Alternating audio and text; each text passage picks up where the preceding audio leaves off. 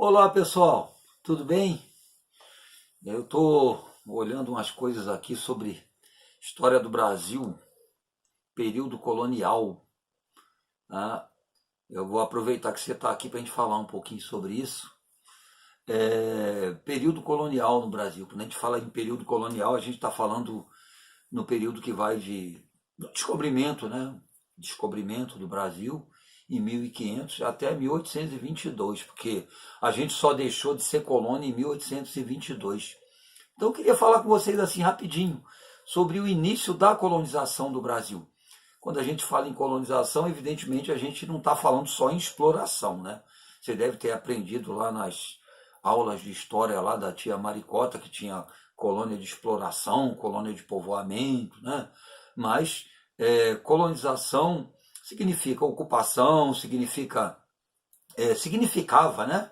É, não apenas explorar a colônia, mas povoar, desenvolver na colônia uma estrutura político-administrativa, fiscal, militar, etc, etc.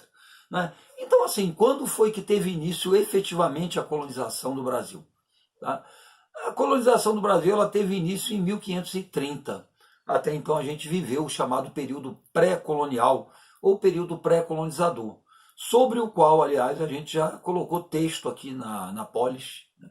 Se você tiver curiosidade, depois procura período pré-colonial ou período pré-colonizador.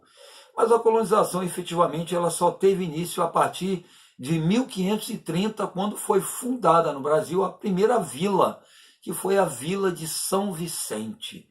Não é? Então, assim, o grande problema de Portugal, quando resolveu iniciar a colonização do Brasil, foi realmente a falta de recursos. Tá? O comércio português com as Índias tinha quebrado, já havia um bom tempo.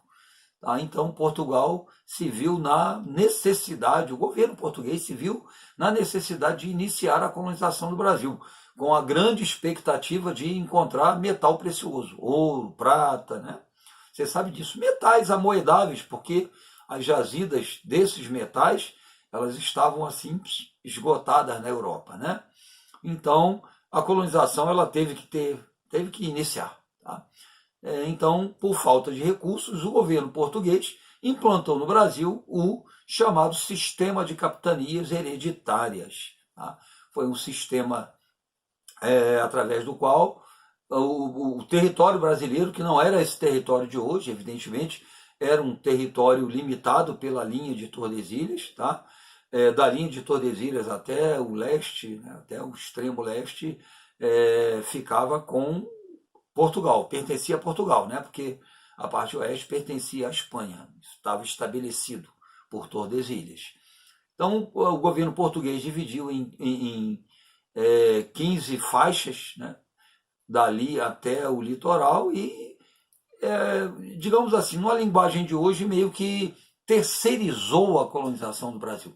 Tá? Entregou essas faixas de terra, as capitanias hereditárias, a nobres portugueses que teriam a função de explorar, né, meio que arrendar essas faixas de terra com um suporte do governo português e ali desenvolver a colonização. Tá? Então, esse sistema ele funcionou, ele foi implantado, funcionou durante algum tempo, mas as dificuldades foram imensas. A distância entre a metrópole, Portugal e as capitanias era muito grande, os recursos, os subsídios enviados pelo governo de Portugal, eles demoravam muito a chegar, e esse sistema acabou fadado ao fracasso. Nós tivemos apenas 3 capitanias que prosperaram, Pernambuco, São Vicente e Salvador. Pernambuco e Salvador, principalmente por causa do açúcar, né, que era assim o grande produto de exportação do Brasil. Né? Era a carta, né, na manga, já que não havia sido encontrado metal precioso aqui. Então, esse sistema foi implantado, os donatários, os capitães donatários recebiam as capitanias, o direito de exploração das capitanias era um direito hereditário, tá? Recebiam a carta de doação, o foral, 2 documentos onde ficavam estabelecidos os direitos e obrigações dos donatários, o pagamento do quinto, no caso de encontrar ouro, né? Enfim, foi um sistema que foi implantado, mas ele fracassou por uma série de razões. Recursos dos donatários, eles não tinham muitos recursos, os recursos que vinham de Portugal demoravam a chegar, havia problema de mão de obra, ataques constantes dos índios, né? Tudo isso contribuiu para que o sistema de capitanias hereditárias, que sedimentou, né, digamos assim, o início da colonização brasileira, ele não desse certo. O governo ainda tentou implantar paralelamente o sistema de governo geral. É muito importante você ficar atento para isso. Muita gente acha que o governo geral no Brasil ele foi implantado depois do sistema de capitanias. Isso é um grande equívoco. Ele foi implantado paralelamente. Nós tivemos 3 grandes governadores gerais aqui, Tomé de Souza, Mendes Sá, Duarte da Costa, né? É importante salientar que durante o governo de Mendes Sá foi fundado o Rio de Janeiro, a cidade de São Sebastião do Rio de Janeiro. Tá? Contudo, o sistema ele fracassou. Tá? Ele não funcionou. Posteriormente, o Brasil foi dividido em 2 vice-reinos, vice-reino do Norte, vice-reino do Sul. Aí a coisa foi evoluindo para implantação de câmaras municipais, divisão do Brasil em províncias, etc, etc. Tá? Então, assim, foi assim que teve início a colonização do Brasil. Tá, ok? A coisa só, de fato, deslanchou, a gente poderia dizer, na segunda metade do século XVI, tá?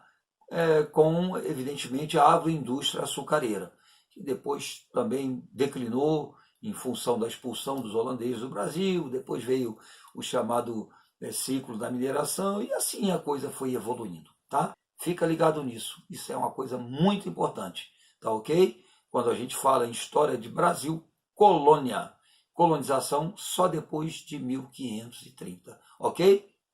Beijão para vocês.